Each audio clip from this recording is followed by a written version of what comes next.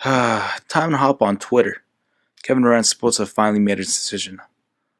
Personally, I don't care if he stays in OKC, but it's gonna be amazing. See what he does. See where he goes. Let's see here. What? This is a joke, right? It's got to be a joke. there's no way he joined a 73 win team that just beat him, right? Yeah, you gotta be.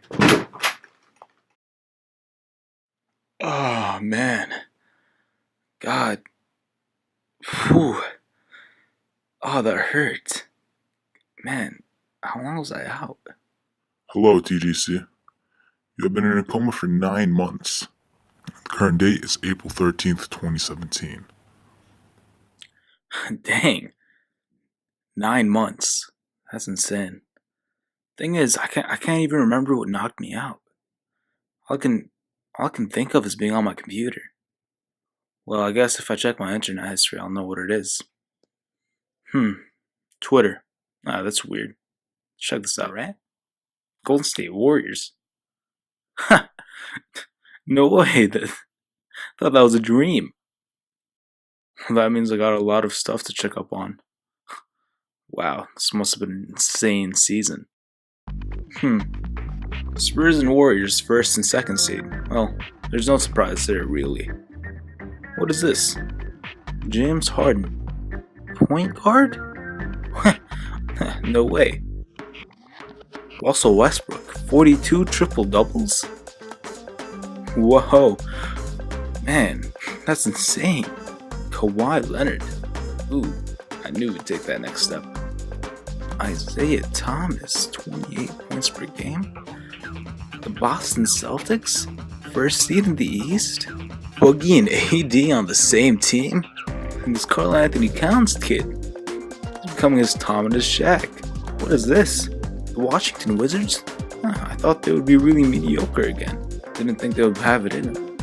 Guess that's what you have when you got top 5 point guard like John Wall. Yeah, it's interesting. What's the playoff picture looking like? Well, I might as well give my 2 cents on this. Now that I'm all caught up with the statistical shenanigans of the season, I think I can give you guys a pretty educated guess about who I think is going to come out of the first round in these playoffs. Golden State Warriors versus the Portland Trail Blazers. Now, we're going to ignore what Damian Lillard said the other night about his Blazers in 6. It's the only thing you can expect him to say, especially when he's about to face the best team in the league.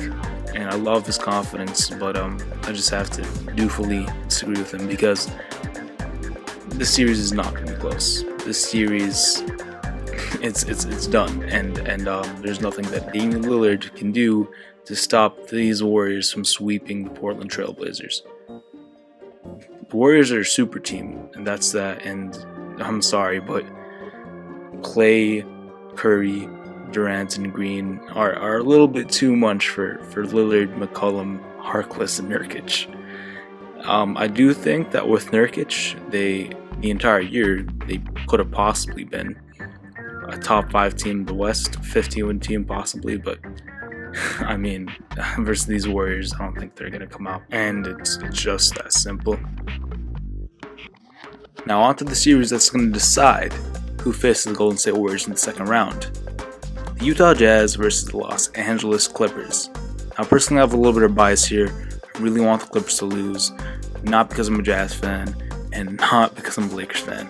It's as simple as me wanting the Clippers to fail, because that would mean that with another postseason failure, it could kind of spur both Blake Griffin and CP3 to leave the team and just make NBA a little bit more interesting. But yeah, it's just that simple. I don't think it's gonna happen though. I see the Jazz, and they're a great unit, and they work together, and they got some great young talent. They're really deep, but that's just not good enough. They don't have any playoff experience. The only player in their starting lineup that has playoff experience is George Hill, and I mean, yeah, Joe Johnson and Boris Diaw, but I don't think they're gonna have that much of an impact. Personally, I see the veteran Clippers who have more star power beating them and getting to that second round. And getting demolished by the Golden State Warriors. So yeah, we'll see. Now onto the series that I'm looking most forward to. 3 versus 6 matchup that showcases the Oklahoma City Thunder and the Houston Rockets facing it off and duking it out in a battle of the MVPs between Russell Westbrook and James Harden. You can't not be excited for the series. No. Personally, I gotta choose the Rockets. Now, personally, I actually want the Thunder to go to the second round. I really want to see Westbrook succeed, but overall, I can't see that happening because it's Houston Rockets, man. They're the 3rd best team in the league overall, and honestly, that team's just way too good offensively for the Thunder to handle. And that's just going to be the difference. Now, I do see the Thunder having a chance because Steven Adams and Enes Kanter always turn it up in playoffs. I know they've only been to one playoffs, both, but I can see both of them really turning it up and playing well in this year's playoffs. And I think if the Thunder do have a chance, it's with Victor Oladipo and what he does. But other than that, yeah, I see this series going to 6 games and the Rockets winning it. Spurs versus Grizzlies. Yeah, this one is pretty self-explanatory, and I don't have to go into too much depth.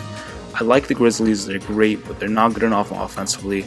And even though you got guys like Mike Conley and Marc Gasol and Zach Randolph, JaMychal Green, Tony Allen, these guys that make this team so scary because they're all really big playoff performers, and they're just a veteran team. I just can't. They don't got that guy, that superstar who can just give them buckets. So I don't see them, taking this too far. I think 4 or 5 games, maybe taking 1. The Spurs are just too good for them. Now, before we get started with the Eastern Conference, I just got to give a quick shout out to the Miami Heat because they played their hearts out against the end of the season. They almost did it, but sadly, they were just a tiebreaker away from making the NBA playoffs, and I can't wait to see them next year. But let's just get started with this Celtics versus Bulls matchup, and this one's going to be interesting. Jimmy Butler versus Isaiah Thomas. Overall, I don't think that Chicago Bulls team is good enough. It's just that simple. They struggle to make it there the entire year, and I don't really think they made a trade or made a move that just made them a top 10 team all of a sudden. So yeah, I'm calling it right now. This is going to be 6 games because I don't see Jimmy Butler giving up that easily. But yeah, this isn't going to be very hard for the Celtics. Washington Wizards versus the Atlanta Hawks, and I see this one, it's pretty easy. It's the Washington Wizards. Let's be honest with ourselves.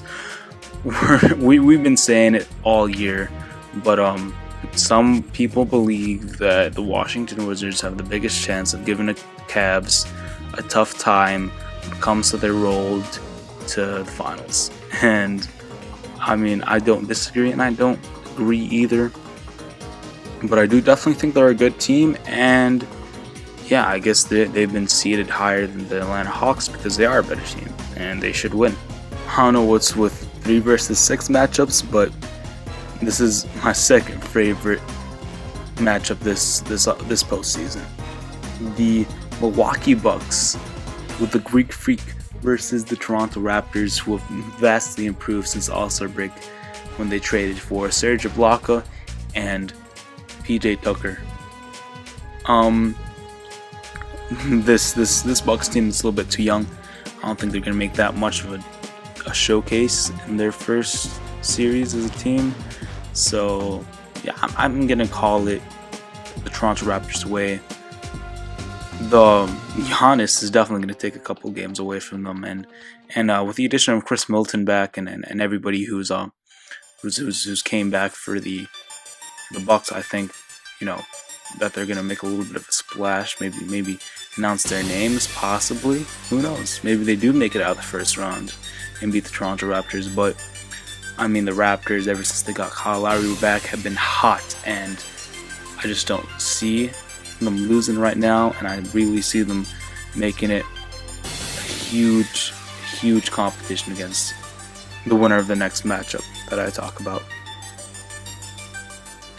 Now, we're all expecting the Cavs to make the finals. Let's be honest with ourselves. We don't really think that they have that much of competition in the East to begin with. But I want to say to count the Indiana Pacers out of this one. Paul George is one of the only players in the league that actually elevates his game in the postseason.